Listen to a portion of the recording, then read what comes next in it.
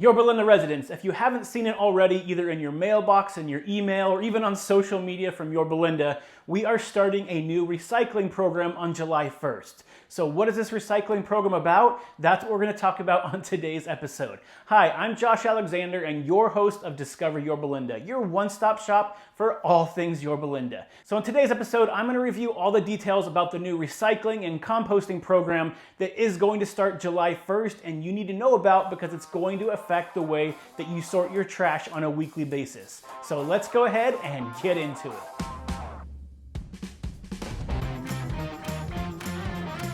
The main question that most people have is why are we changing the way that we recycle things? Well, it all comes down to a law that was passed in California, which was SB 1383. And one of the requirements of this law is to reduce the amount of organic waste that goes into landfills by 75% of what we saw in 2014. So in order to do that, we've had to update the way we recycle things to be in compliance with this new law. So that brings us to what this new organic waste recycling program is and what it means for you on a week-to-week basis. So let's go ahead and go over some of the details. So the biggest change that Yorba Linda residents are going to need to adapt to is what you're going to be putting in your black trash can, which is going to the landfill, and what you're going to be putting in your brown trash can, which is going to be composted.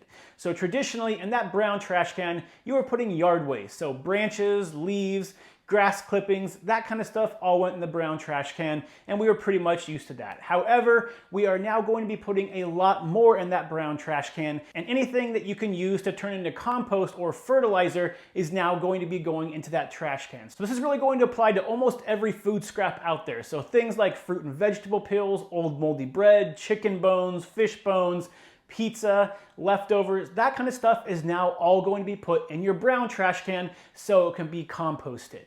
Now, the other thing that you're going to be able to put in your brown trash can are going to be any of those bags that food came in. So let's say you're going to McDonald's and you get everything in a brown bag. You can actually put that bag into the compost bin, which is now going to be the brown trash can, and that will be able to be composted and turned into fertilizer as well. The other thing that you're now allowed to also put in the brown trash can is any food-soiled paper or paper bags. So for instance, let's say you go to McDonald's. You can now take that brown bag that the food came in and put that in your brown trash can. If you use any napkins while you're eating your food, you can put that in the brown trash can as well. So basically, it's just allowing you to put a lot more things in your brown trash can and a lot less things in the black trash can. But what is the best way to go about actually doing this on a day-to-day basis? Well, I know a little bit about this process to begin with because we do a little bit of composting in our own yard from our garden, and we've already been taking our food scraps for the last couple years and composting on our own. So really the easiest way for us to do it as a family is we have a bin that we place in the kitchen that all those food scraps go into, and every night or every few nights, depending on how full it gets, we go and we empty it in the compost bin. So instead of emptying it in your own compost bin, all you're really doing is taking that from inside and then going and dumping it outside. That way you don't need to have 3 separate trash cans in your house. You can still stick to just your regular trash and your recycled, and then just have a smaller container either on your counter or hidden someplace where you can put those food scraps in and be able to dump those once a day, or like I said, every couple days, depending on how much food you go through. Now you might be saying to yourself, isn't that going to stink up my kitchen? Well, if you buy the right bin, which is meant for composting, they're going to come with filters, either charcoal filters or some type of baking soda filter that's really going to eliminate 99% of that odor. So that way you don't have to deal with it and smell it. And again, from personal experience, we have this sitting on our counter right next to our trash, and you don't really smell it unless it's been sitting there for a few days. So if you get in the habit of taking it out every night, odds are you're not going to even notice that it's there when you walk by in terms of smell. Now, where can you buy these containers? Well, there's a bunch of them listed on Amazon that you can purchase with a lot of good reviews, or you can call up Republic Service directly and you can purchase one through them. Now, what I'll do is if you're watching this on YouTube, I'll also put a link to the one that we actually use in our family, just in case you want to get an idea of what it looks like. I have a family of 4, so we don't need something giant, but it's enough to be able to get us by for usually a day or 2 before we have to empty it. So now that we've covered some of the things that you should be putting in the brown trash can now, let's go ahead and check out some of the things that you shouldn't put in the trash can.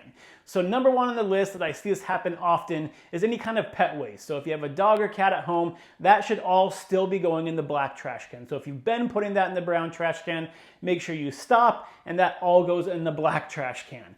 Another thing that you want to remember is that you don't want to put any fat or grease into that brown trash can. So if you're cooking bacon and you have some grease left over from that, you want to put that grease into your black trash can still. And then a third one, you don't want to put any construction waste. So if there's construction materials in your yard, even if they're wood, you really don't want to put those into the brown trash can. Those are still going to traditionally go into the black trash can. Now for a full list of things that you should and shouldn't put into the brown trash can now, I'll go ahead and put a link to the website below so you can check that out. But here's a quick graph up here to check it out. And you can pause it if you want to be able to check out some of the things that you can and can't put in there, just so you're more clear before everything takes effect on July 1st. Because if you don't comply with this, you can get fined. Now they're going to give you 3 warnings typically, but after that 3rd warning, every time you're putting things in the wrong trash can, they're going to start charging you $10.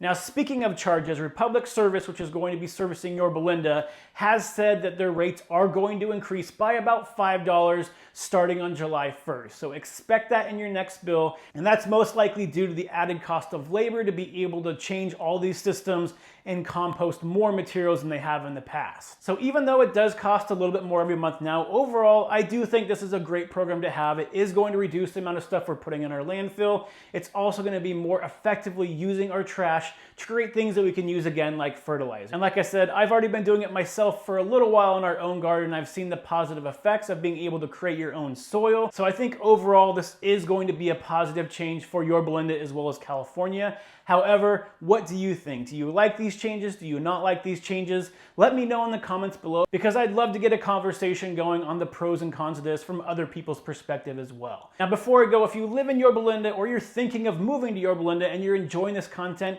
can you please hit that subscribe and follow button below? And if you're watching this on YouTube, hit that bell button as well. That way you're notified every week when I release a new episode. I'd really appreciate it. So until next time, stay healthy, stay happy, and I'll see you on the next show.